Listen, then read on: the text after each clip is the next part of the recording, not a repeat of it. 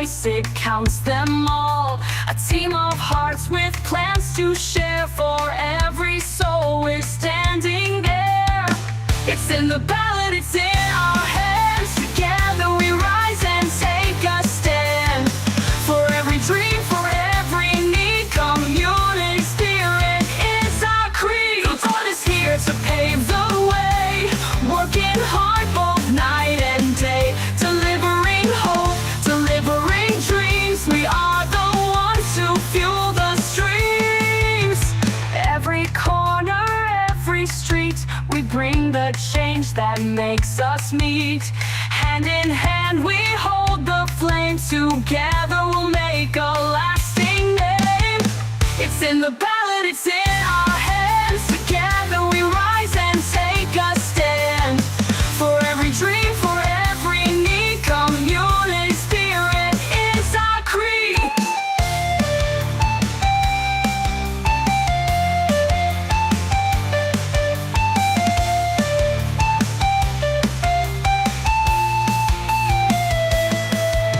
The vote is here to pave the way, working hard both night and day, delivering hope, delivering dreams. We are the ones to fuel the streams. Every corner, every street, we bring the change that makes us meet.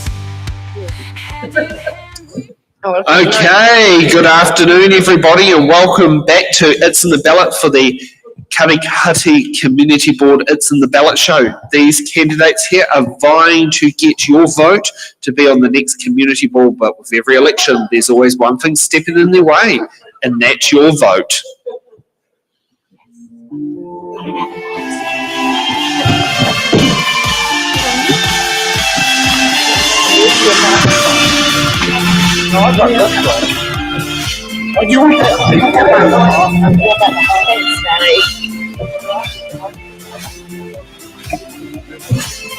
Hello. It's working. Working. Well, we hope so.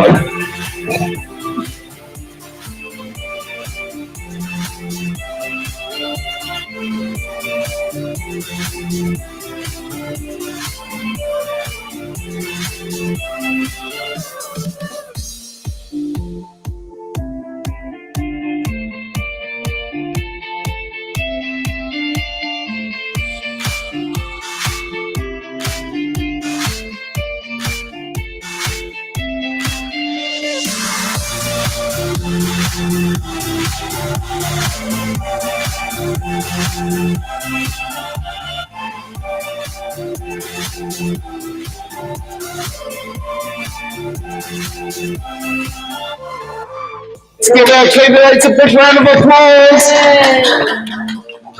Okay, and welcome to today's It's in the Ballot show, where we have got oh god, these feel so back to back, these It's in the Ballot shows. I mean, put it this way, I'm nearly about to call myself a, what do you call, encore musician or something, where they just keep doing things non-stop. Yeah, okay, so we've got three fantastic candidates here who have decided to put their feet to the It's in the Ballot fire. Let's kick off with Anne with your opening statement of why you should be getting one of those ticks. Well, I have just, I'm at the end of my 6-year term with working as a councillor for Western Bay District Council, and I have decided that I would like to really focus my energies in our Katikati Township. So that's why I'm running for community board and no longer standing for council. I think that I've learned a lot during the time with council. I've got very good relationships with the staff that I will be able to put into practice should I be elected as a community board member, and I hope I am. So what I'd be looking at, one of the questions we'd been asked before was the first, what you'd try and do within the first 20 days or 100 days. 100 days it was. And I'd be looking to get a meeting with NZTA, get a group of people together to talk to NZTA so they feel comfortable about what would be the next step, would be presenting themselves in front of the community and to hear what the community issues are about our state highway going through our town. We have other state highways that are going through a town, very close to us. They have had an upgrade of their footpaths and roading, and I believe it's our turn to have ours done. These footpaths that we walk on today, much of it is what it was when I grew up here as a girl. We deserve better. Okay, thank you for that. Next up, we've got Candice. Kia ora tātou. First, I just want to say a huge mihi. Thank you for It's in the Ballot opportunity to speak. I'm standing for Community Board because, and also for the Katikati War Beach Councillor position. I believe that I bring a fresh new perspective and a woman's perspective, and also a mother and tangata whenua as well. So I'll bring those into my role, and I love to meet the community and get to know the many, many different diverse people that we have in our community. I will engage also with rangatahi. So at the moment I'm currently doing placement at Katikati College, so I have great scope and working with our young people and informing them that they can even make their own youth council, which I think is a great opportunity to have their voice heard, and the community board can also allow the youth to have their input into the decisions that we make at a higher level as well. Okay, thank you for that. And next up, we've got Barry. Hello, look, my name's Barry Ebert and I'm standing for the community board here. I moved to Katikati about 4 years ago this Christmas, and I'm presenting myself for the community board primarily because I think that I've had a lot of experience working with local government, with local councils both in Auckland, Horowhenua, Whanganui, Wellington, and also in central government, both in the executive and on the parliamentary side. And I've got and within the bureaucracy actually, within a number of ministries. So I've got a very good handle on how the place works, like how it actually works, not how they tell you it works. And I think that, you know, now that I'm retired, I've got a lot of time on my hands and I'm available to advocate and represent this community. Okay, now let's get to the box questions here. So this is where candidates are going to have to sit there and work as a bit of a team here for our community board shows. So we're going to get each candidate, one by one, we'll pick a box number, but all candidates will be answering the question. So, Anne, what will be the box number you like to pick? You've got between 1 and 9, or between known as Tahi and Iwa. The number I pick, will you read the question for me? Oh, I'll read the question out. Okay. Yeah. Okay, I like 9. I've got a good feeling about 9. No problem. And let's see what what comes out 9. So we've got F for Foxtrot. What factors currently support community gardens in your area, and what actions could be taken to improve or create new ones? Well, that's a very timely one, because I don't actually think there's a lot of action in terms of our community gardens. We do have some very good gardeners with council who do put some lovely plants just in one area, which people will know probably down as the, it's down by the garage where there's lovely flowers growing each year, but there are community groups, and I'm one of them, Open Air Art, that did have a huge amount of volunteers that used to do our community gardens. Well, of course, volunteers are very short on the ground at the moment, so we there used to be townsmen who were engaged out of council. There was a separate job paid for by council that attended to all those sort of things. So I sort of advocate with council that we actually go back to having a townsperson who is on the spot looking at that sort of thing and can put into practice anything they see that needs to be done, where sometimes things that need to be done can take days, months to be attended to. So That's what I would like to see, someone who is a designated person who is looking out for those sorts of things, community gardens and things that should be tidied up around the town. Okay, Candice. Yes. Factors currently that support community gardens. I strongly believe that to facilitate and combine and have everyone involved in things like this, it's a great asset and something that most communities need to have, because being sustainable in that way and having the garden there for us to share and learn as well on how to garden. Something for me as well is a huge learning curve to how to garden. I've got a garden at home and I don't actually use it very well.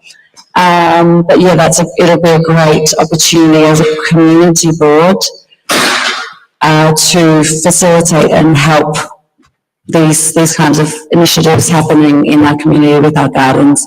I know there is a business at the moment that runs it for children to learn how to garden, and we also have the Marae garden up by what's the AMP Showgrounds. There's a community garden there, but I don't, like Anne said, I don't see much community communication with what's happening in that space. Okay, Barry.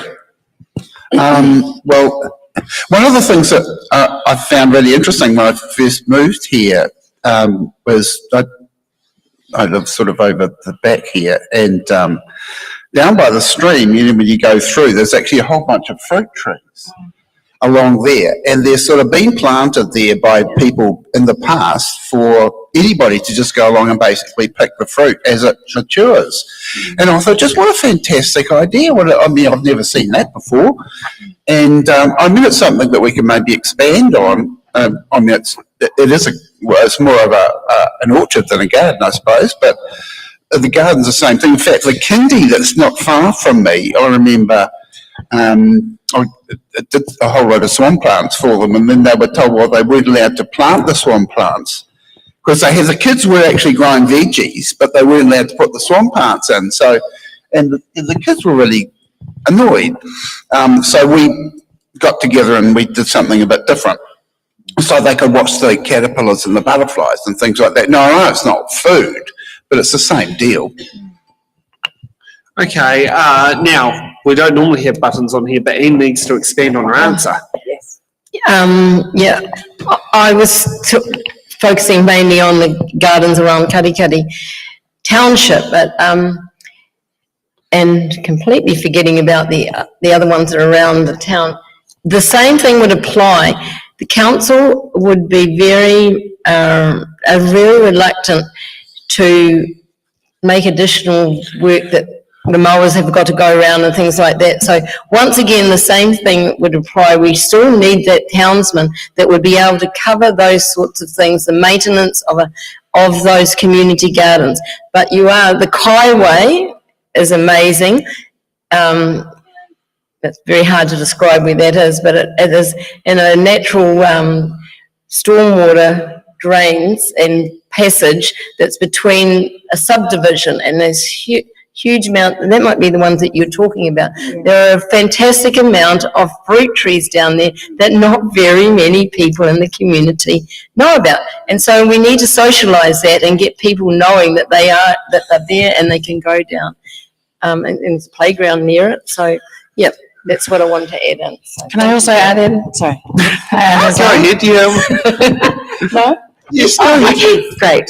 But just for one, I kind of have to do it for all. Just following on from what Anne's saying with the Kaiway, so I stumbled upon that beautiful little thing in the parklands.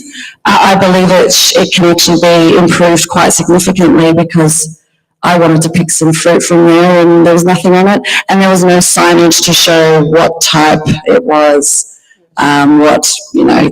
type of fruit. There's lots of different larco down there, so I think that needs a little maintenance and looking at as well, and definitely upgrading the playground, because it's not really, I don't know how long ago it's been there, but it would I would like to see it upgraded significantly. Okay, Candice, what's the next box number? Let's go with Rua, please. Now, in my head, I thought you were going to choose that. That is so weird. You're a mind reader. Okay, we got I for India. How can the community board contribute to civil defence and emergency management in our area? Awesome. So the community board can work with the emergency management. So we have the St. John's alarm that goes off quite regularly here, and that's something that's quite key. And we all know when that's going that there's something happening that needs attention. So with the community board and working in civil defence, that would, I know a lot of Mud Eyes as well, we have our own teams that are working in that area, and they're trained. We have bunkers for if there's earthquakes, and our Mud Eyes are quite useful in that way because it's up high, it's always out of the town ships. So that's a great, opportunity for the community to have that civil defence and emergencies if we were to need those.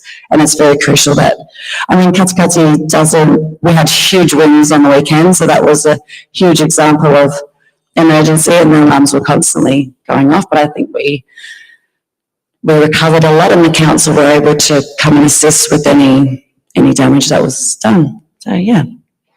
Okay, Barry.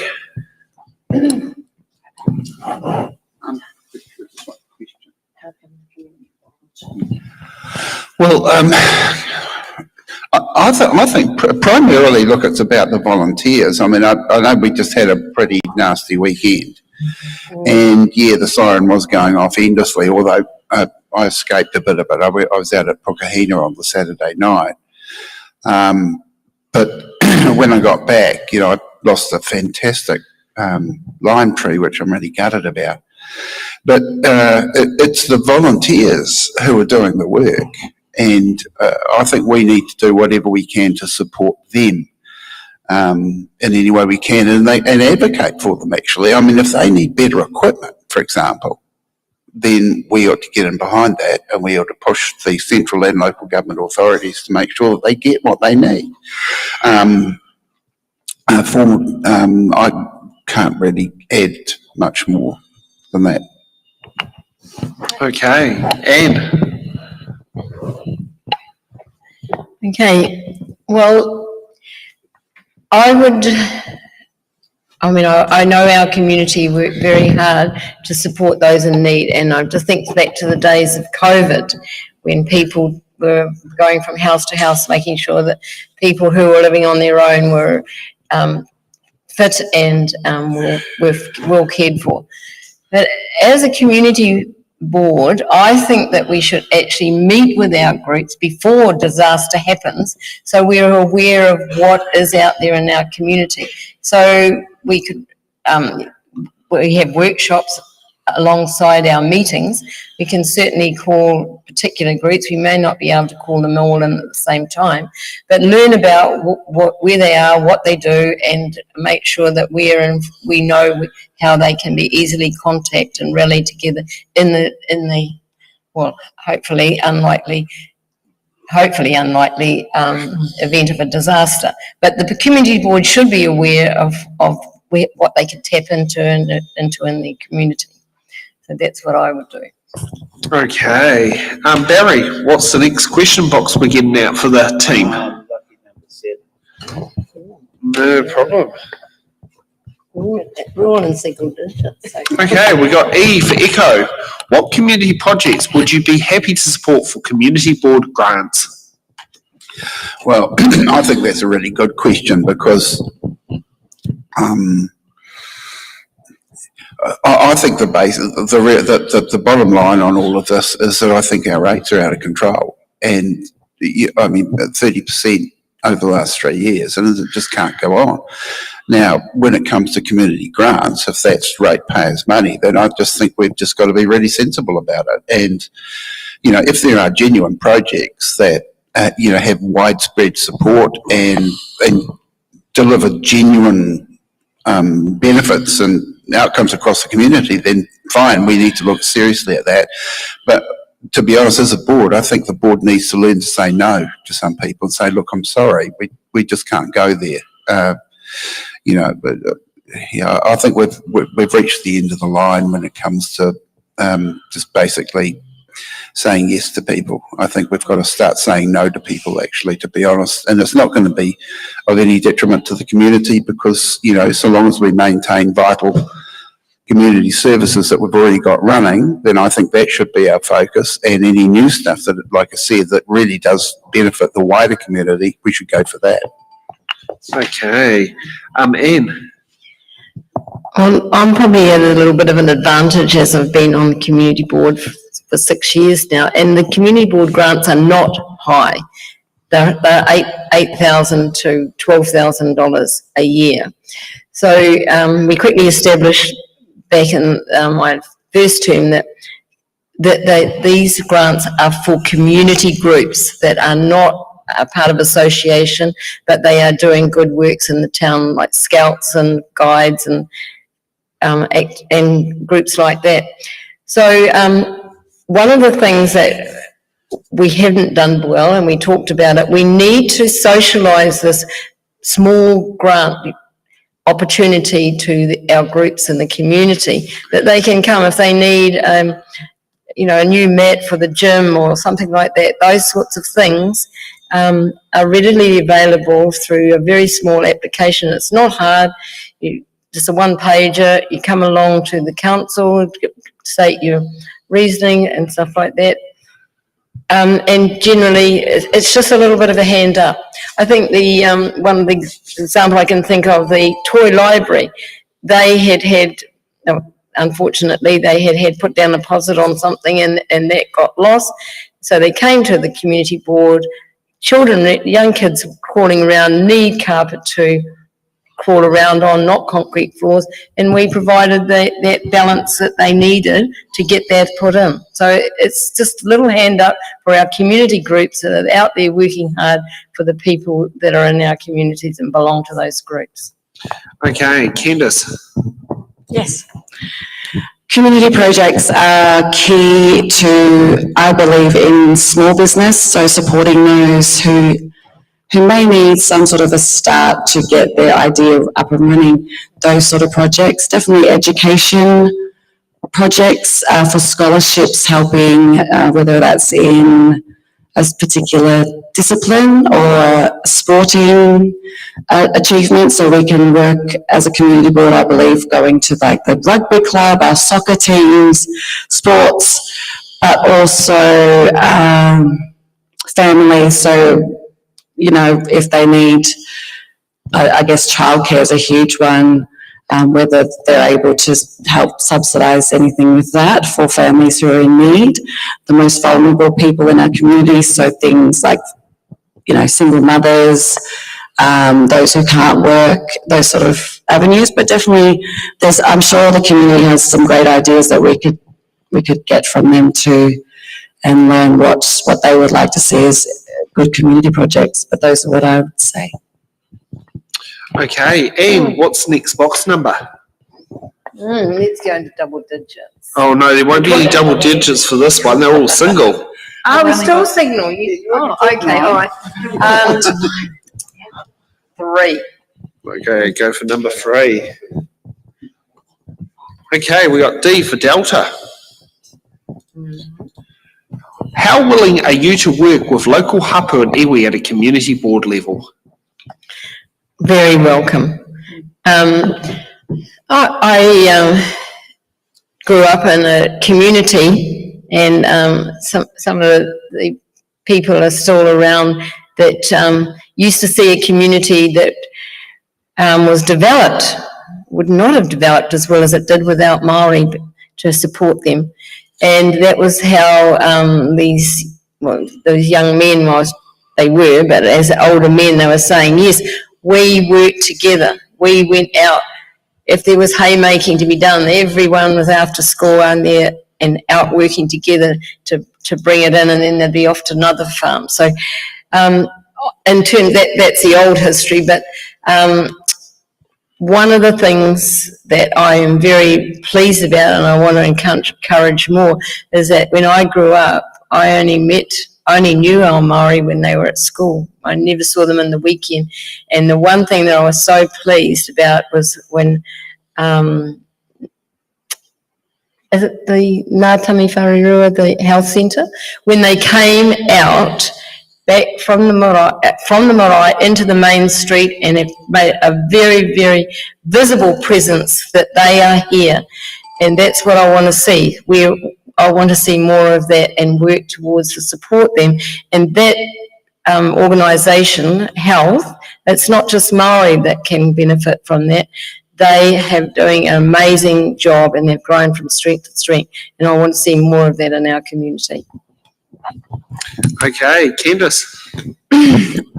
Yes, definitely. So this is a huge, like Anne was saying, it's a great way to be a community and be resourceful and use each other's strengths the most. I mean, I'm obviously very willing because I'm part of those hapus and Ngātami Wharerua Runga, they have many health services available. They have food available to give to farmers who need that. Many different services that are, you know, and I'm so proud of them that they've achieved that and the mahi that they've done and can only get better from there. Yes, so I'd be absolutely 100% in. Kia ora. Yeah, Okay. ko tahitanga. Barry. Oh, hi, I'm, well, like you two, I absolutely support that kind of community connection. I'm not familiar with the local marae here, and so I think one of the things I need to do is get around and meet a few more people. But I did when I was, I spent some time as the Chief of Staff to the Mayor of Auckland Council, and we had 14 iwi, and one of my jobs was to get around, and we did the maunga, for example, in Auckland, and I mean that was a tremendous piece of work, and it was really easy, and it was fantastic work actually. So I mean I sort of used those same skills and experiences. I also spent some time as communications manager for the Waitangi Tribunal under Judge Joe, and so yeah, I'm familiar with the iwi politics, if you like, and yeah, so I'd just like to get around and make myself known. Okay, Candice, what box number? Let's go with fa, please. 4. Okay, we got G for golf. What would your role entail in overseeing the planning, regulation and implementation of traffic, parking, signage and related policy changes, including community consultation? Oh, that's a mouthful, isn't it, Sam? Yes. Oh, okay. So this, in community board, this is all what it entails. So working to plan, work with our community to understand the main issues. So things like, I guess the parking's pretty straightforward. That doesn't need much work. And then traffic. So traffic's a huge one, I think, especially when there's only one lane going through the town. Related policy changes, including community consultation processes. So that's just a matter of being transparent with the choices and opportunities that the community board can offer to the community, so they're aware of these issues that are happening in our town, and that's what I would do. Okay, Barry. In terms of, well, sort of roading's in two parts really, isn't it? Because there's local roads that are the responsibility of the district council, and there are the, main roads that are responsible of NZTA. In the past, I've had a lot to do with the NZTA. I think they've done a shocking job here, to be honest. I mean, they really have. I mean, the nonsense that's going on, like at Wrights Road and other places around. I mean, it's just appalling. I mean, they've got these consultation people that are out there. I don't know what the hell they do, to be honest. I'd like to meet a couple of them, to be honest. So that's the sort of state highway side of things. In terms of the local roads, I mean, just back here, Fairview was resurfaced, and it's just appalling. I mean, the surface has come off. I mean, as ratepayers, we paid for it, and if it was my driveway, I'd be saying, well, I want my money back. Actually, it's just appalling. Yet no one's going to do anything about it. So, yeah, maybe that's something I could look at. Okay, Anne. Well, I'll just come off traffic quickly. Well, hopefully people are happy that we have got a few more parks and a better configuration for the traffic flow out the back of the hall. And in terms of signage, I agree. We need to have a big sign out somewhere between the Four Square and the hall that lets people know that we have this parking area out the back. So encourage them to stop and spend money and spend time in our lovely town. So that's what I say on that one. In terms of related changes, including consultation, I think we've got a lot more work to do with that. It's something that I have never been really totally pleased with how, and Rodney Joyce has the same view of me, that I don't think council does very well. In fact, on my valedictory speech after leaving council, I said, I do not think social media is enough to be able to get the message across to your people. You've got to actually front them. And so we'll see how that goes. Maybe I might be able to put a few things if I am invited onto the community board. But the process of consultation, we do need to take our people with us. And we need to probably see them more often, and I think that's a role that we can play very well in our communities. And with the new community board that's going to be formed, and I've spoken to the current mayor and the commissioner who has looked at the way that the representation review went, has actually said that the community boards need to have more role or powers in the community, and I will be certainly making sure that we get that from the council. And I'll be honest, as a person based in Wellington, if I didn't book this venue, I would never have known about that car park. Yeah. You've literally sat down there and actually did it. I look on Google Earth, I was looking at the front. Yeah. So, car parks here, big I gotta say, like a big neon sign, but. I went down to the library to pick up some stuff, and there was a car park. I thought, wow. Are you recording? Because it wasn't there, but wasn't there before. Yeah.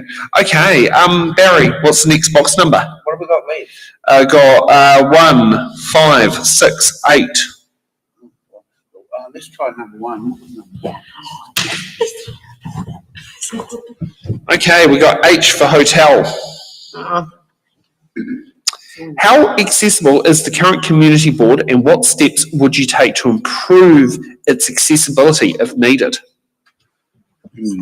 Well, look, I have to be completely honest, and I didn't really, I'm familiar with local government structures and what have you, but I wasn't pretty sure that there was an active community board here. I've been here 4 years, and I hadn't really I didn't know whether they met, how you could interact, what the role of the community board was in Katikati and in the district. So for me, it was pretty much invisible, and I think that's something that we need to spend a lot of time and effort on, to be honest. And because there's no point, you see, I would see, if elected to the board, I would see my role as advocacy and representation, and neither of those things can really happen without there being sort of constant communication between the community and the board. So that's certainly a thing that I would like to really focus on big time. Okay, Anne. One of the things we have is a public forum before each of our council meetings and our community board meetings. Now, with the changes in the community structures, we can actually change the forum format where we can have more of a conversation with our public when they come in to present something to us, which currently we can only ask questions. So I think that will actually allow people to be more comfortable to come because they know they're going to be engaged in a conversation with their community board. It does need to be chaired very well because that could go on for a very long time if you weren't snappy on it. But I do believe, I feel very uncomfortable that we can only ask questions of people who spent the time to come in to see us. So that's one thing. And I talked a little bit about this before about inviting, when we talked about the civil defence, inviting specific groups to come in and talk to us about what they're doing and do it on a regular basis. Perhaps not every meeting, but they get a 15-minute slot and they can come and tell us all about them, those sorts of things, asking them to come to us, not waiting for them to come to us. Okay, Candice. Yes, the accessibility of our current community board, I believe, is not quite evident in my view.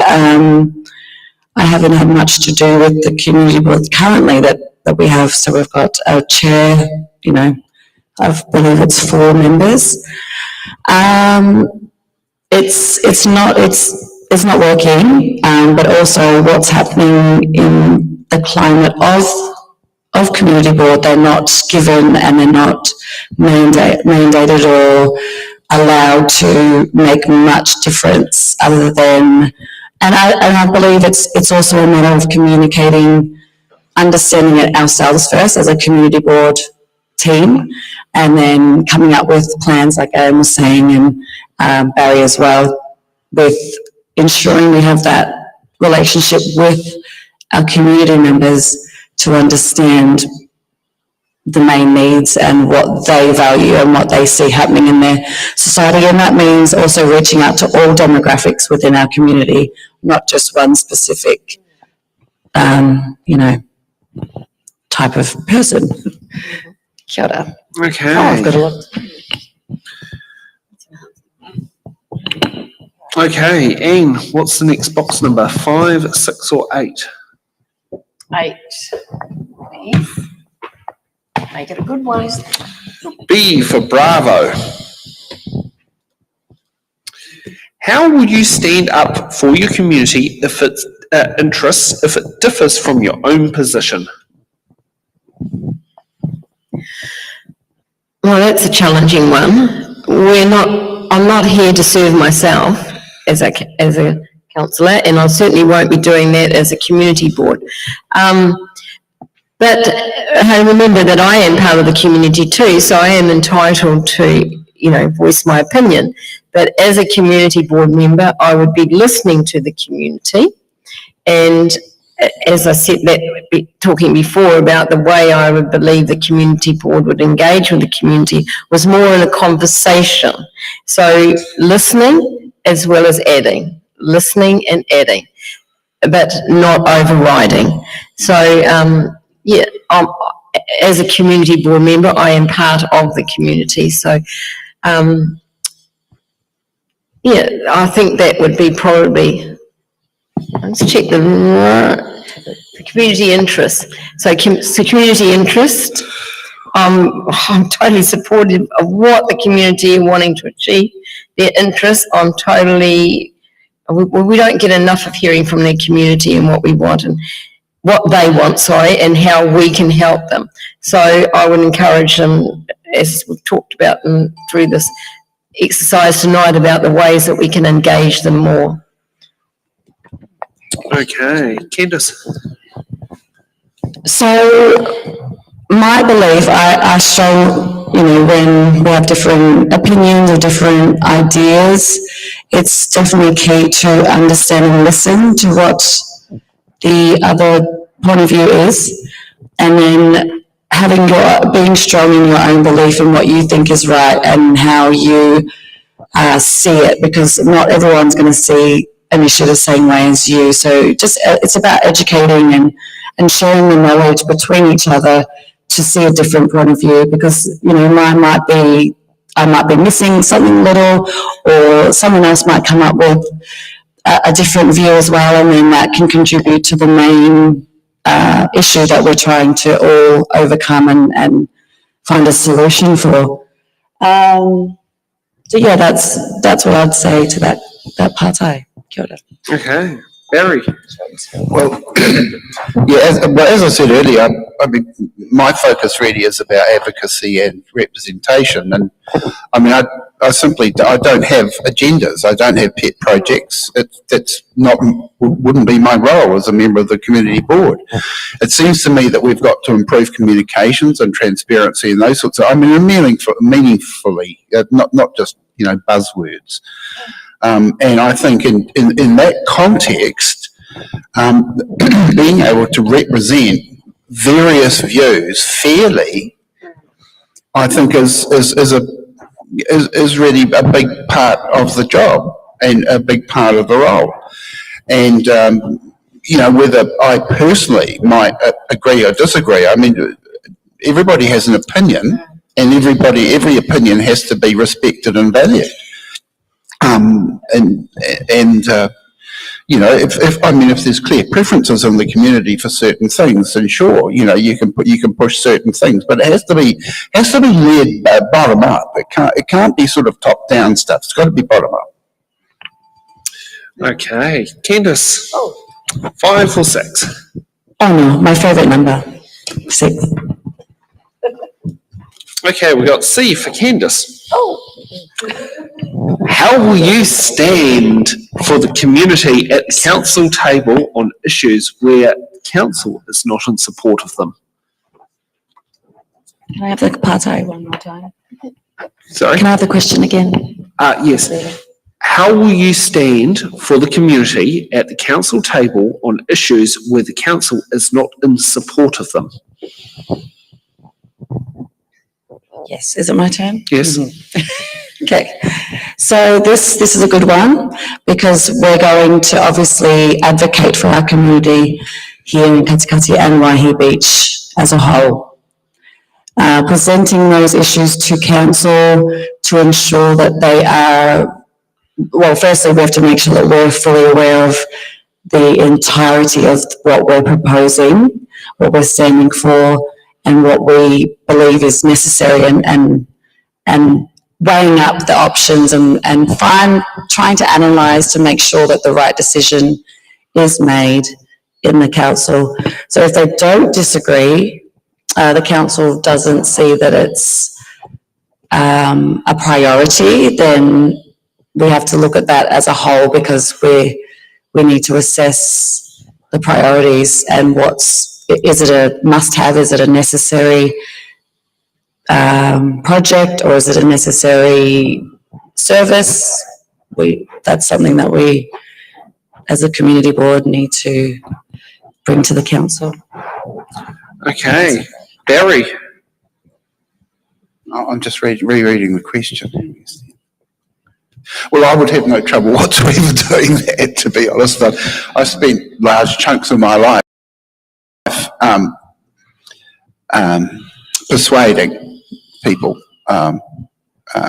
who in authority to take certain courses. At the end of the day, it's a numbers game, and we can make very, very strong representations on behalf of the community, on behalf of Katikati, to the council, and to agencies, we did TA, loads of others. We can make very, very strong representations.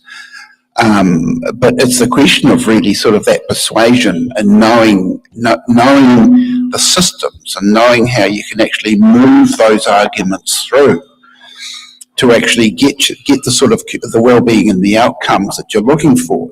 Just sort of screaming at people, this doesn't work. So I'm pretty skilled at doing that other thing. Okay, Anne. Well, first of all, I would be quite upset if it was a majority held view by a community and we had to stand up for it for council. We had to fight for it for council. But just to be clear that standing up for something means that I would be standing up for something that was a majority held view. This is not to say that I wouldn't explore the possibility of a view that is not something that is foreign, is something that's foreign to me, or has not been socialised in the community. I would have to find out more about that before I would take it to stand up against council. But the point would be to be looking, using what I've seen council put out, putting their words back into the framework at council and trying to, you could even target individual councillors. That's always a good way to do it before you actually get to the table. So you've influenced them and not brainwashed them, but you've given them a reasonable reason why they should think differently. God, I do like the words of try to brainwash the councillors. There are some councillors of Wellington City Council who I swear are very easily persuadable. They would sell their souls if they said a chance. Really? No, we've been pretty good. The Wellington City Council is seriously dysfunctional. I think we both agree on Yeah. Oh, it is certain people on that council, it's my way or the highway, and they don't understand they've got to work as a team. Yeah, but let's not talk about Wellington and Katikati. Barry, you have a choice of box 5. Oh, great. Well, I'll take box 5. Okay, we got A for Alpha. What will be your preference for new street names to be based on in the Katikati Community Board area? We have some examples such as former mayor names gifted from local iwi. I haven't really given this much thought, to be honest with you, but I thought that street names were quite often determined by the developers of, and they sort of, unless there's some kind of pushback from the locals, they kind of get to just, there's a bit of rubber stamp thing that goes on. So, I mean, unless there was something that was truly offensive or silly or just didn't kind of match the mood of the community or the mood of the place, then, maybe, there's, room for dialogue there. But, I don't know that the community board makes those decisions, to be frank. Okay, Anne. Yeah, an interesting question. And you're quite correct. The developer does put up a name, and sometimes there are other names that have come to the council table where the decision is made, and that is after it has been widely, or let's say wildly, council's widely, which is not my wildly.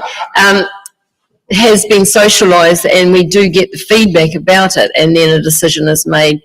And the last one I can remember was only 2 names, and that was So I would be open to suggestions, and I would just like to think that they have some relevance to the area that it has where the building or the subdivision has been done.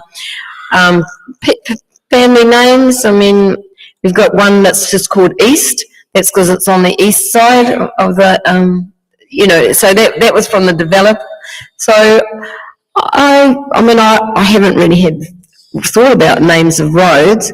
I know that if they were to change some of the names of the roads and some of the names around here that have historical referencings, I think that would be more of an issue that I think I would be more concerned about. But I haven't really felt that perhaps the process should be more socialised with people, and maybe people from this, where this question has come from, maybe feel that there hasn't been enough consultation, and that person, whoever's put the question forward, I'd like to talk to them and see more about what their thinking is and why that question has actually come to us tonight.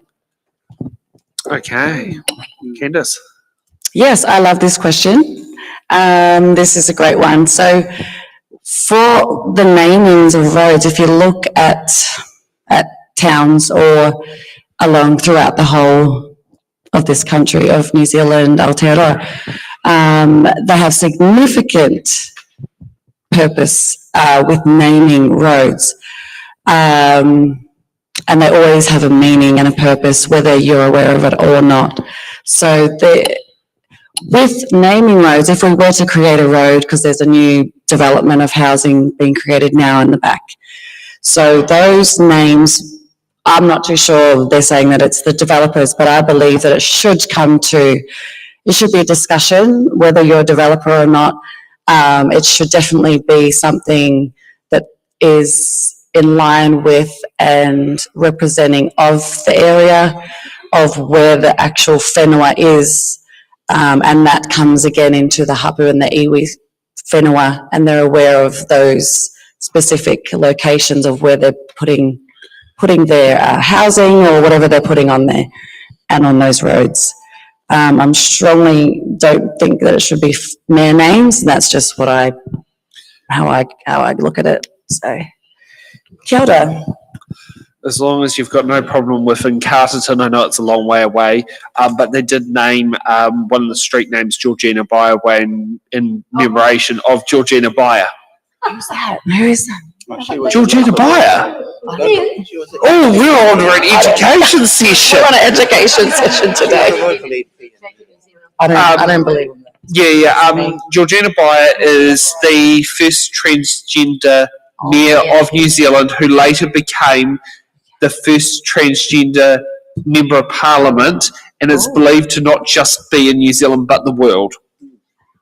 Yes, in 1995 is when Georgina became a mayor, and then in 2000 she managed to take what was a safe national seat of the Wairarapa and put it into the Labour Party. But it's because and one of her campaign techniques was what she did was known as the unofficial pub crawl. So she'll go around to all the pubs in the area and have one drink, because she had no money, because mayor's salaries don't pay much, and had a drink in every single pub. If she saw a farmer fixing the fence, she'll pop over, have a talk, probably help fix the fence. Yeah. It's like, you've missed out on something.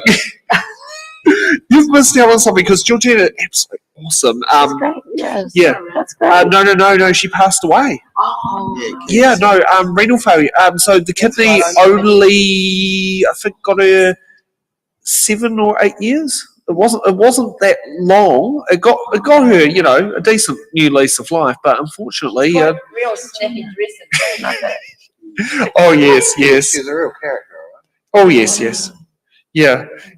So yes, that's a former mayor who. That's cool though. Yeah. I would allow that. That's fine. Oh yes, yeah. Okay, now let's get ready for hard-hitting questions.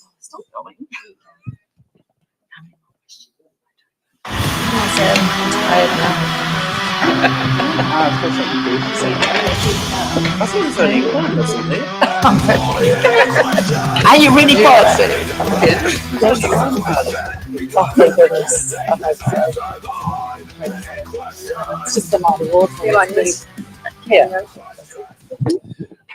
Okay, so hard-hitting questions. We only got one, but a very important one. What is your position on retaining Western Bay of Plenty Council's Whakakaora district-wide ward and the Bay of Plenty Regional Council's Māori constituency, and why do you hold that position? Let's kick off with Candice. Tēnā koe. So, like we discussed previously in the Katikati War Beach ward, this question also is presented. And it was unanimous, surprisingly, out of the 6 of us that were here, other than John Clements, who wasn't able to be here, 5 of us said yes, and we would like to maintain the Whakakaiuru ward for our Western Bay of Plenty whānau. I strongly think that working together in these spaces with Māori, it allows them to actually vote for one of their constituents, which we have here, Sware Burrell, Carlton Bidwell, and Darlene Dinsdale, who put up their hands to represent the 4,000 Māori who are on the Māori roll in this district. So I don't see a problem with it. It's quite a huge thing to put it up, huge question to put it out to the people to decide that when it's not really being really discussed further. It's just a very yes or a no, and this is why. But I'm strongly for retaining and keeping Māori wards moving forward, and this term with our Māori councillor in council will prove that it's a great resource for everyone, not just Māori. Okay, Barry. Yeah, well, this is an interesting question, and I know it's pretty divisive. I mean, the fact that there's a referendum out there on it makes me think to myself, well, really, I should just shut up and just let people decide. But having said that, you know, I think the retention of the wards as they stand is a good idea. I think fundamentally a good idea. In fact, to be honest, I think we should just leave it up to Māori to decide whether they want a ward or not, really.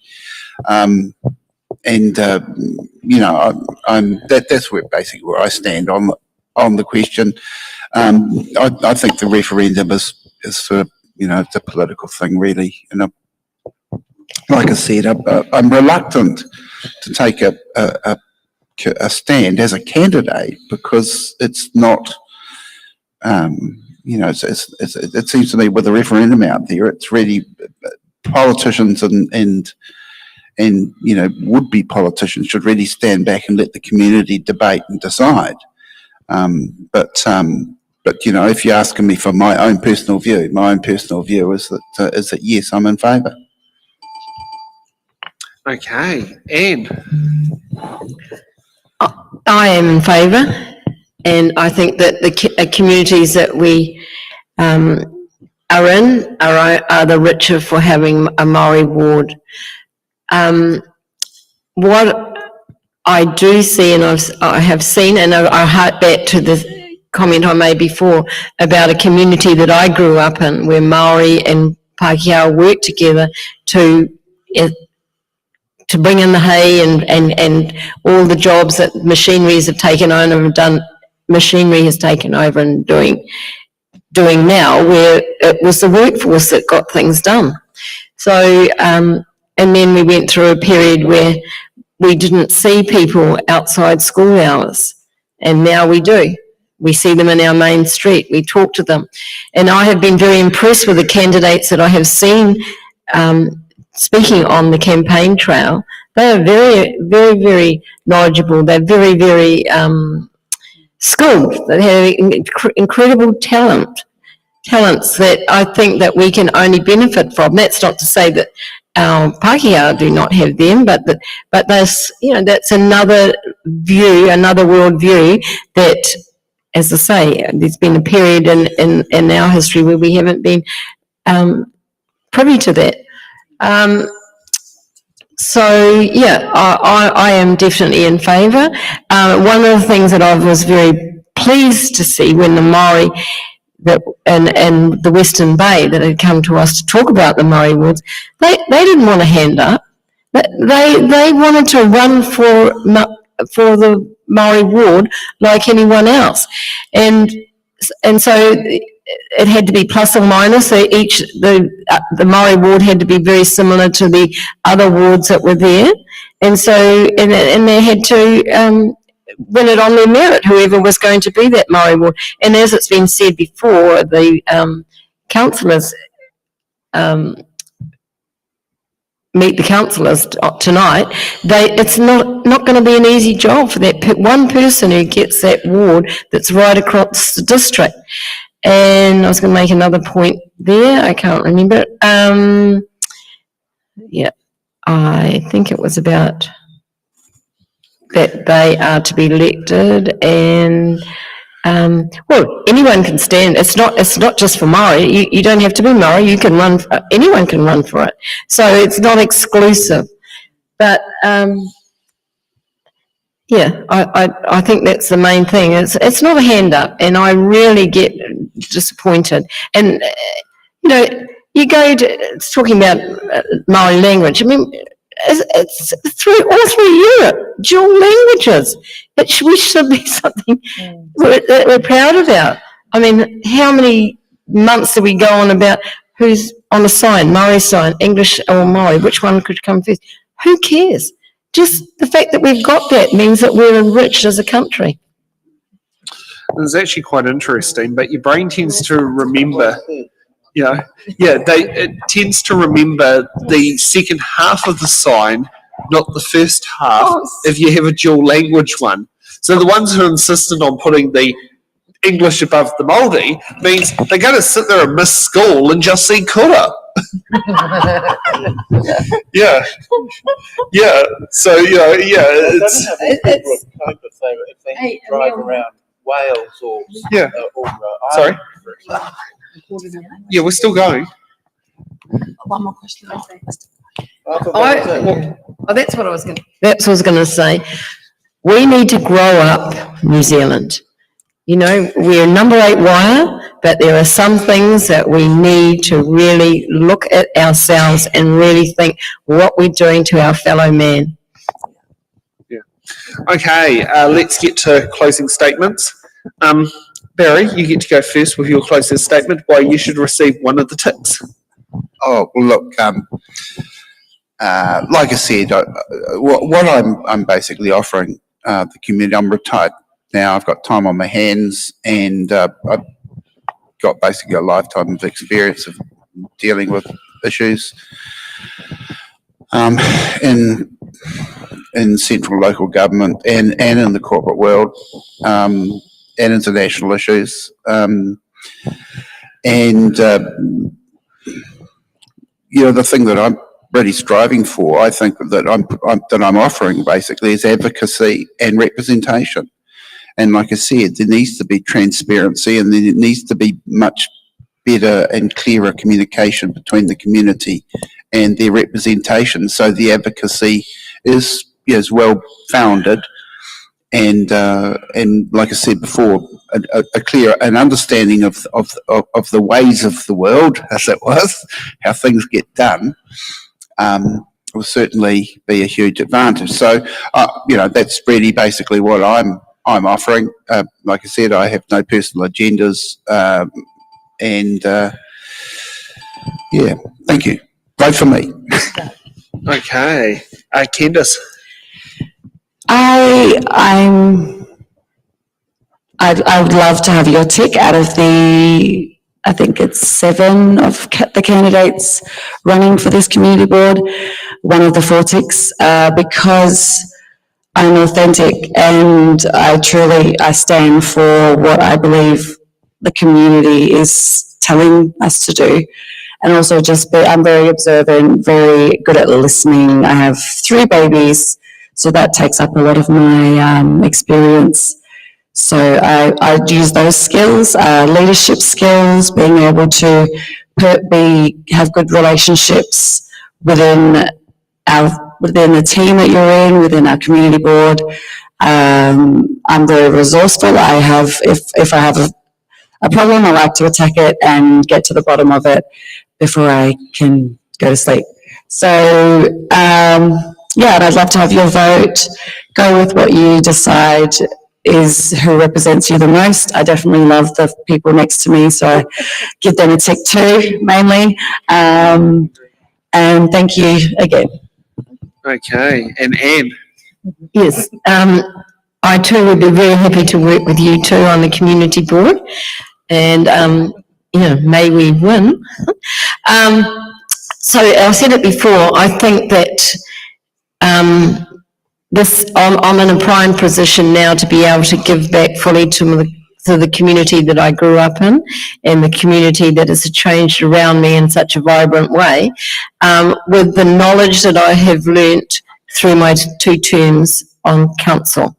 And not only that, but I have been, well, I'm a people person. I was a teacher, so I know how to get the answers from the people without them getting too upset about me asking the questions. So I do have, I do have staff that, we're not supposed to talk to the staff, but they about me. They know that they trust me.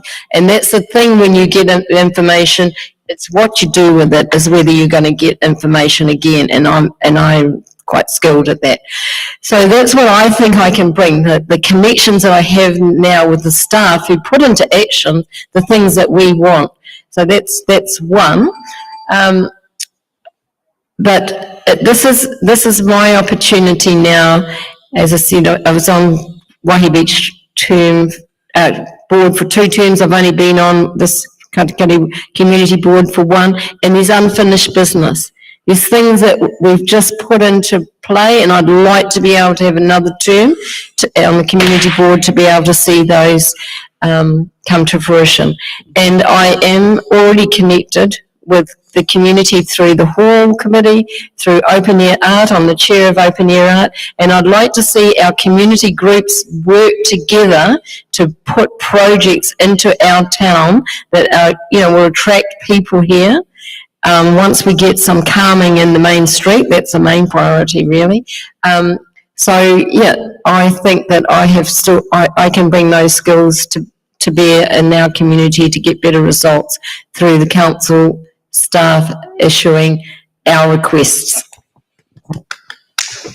Okay.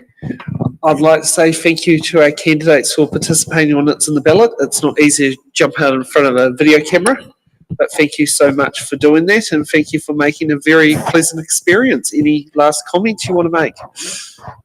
And thank you for organising tonight. Thanks, actually. It's been brilliant. I wasn't 100% sure of what I was walking into, to be honest.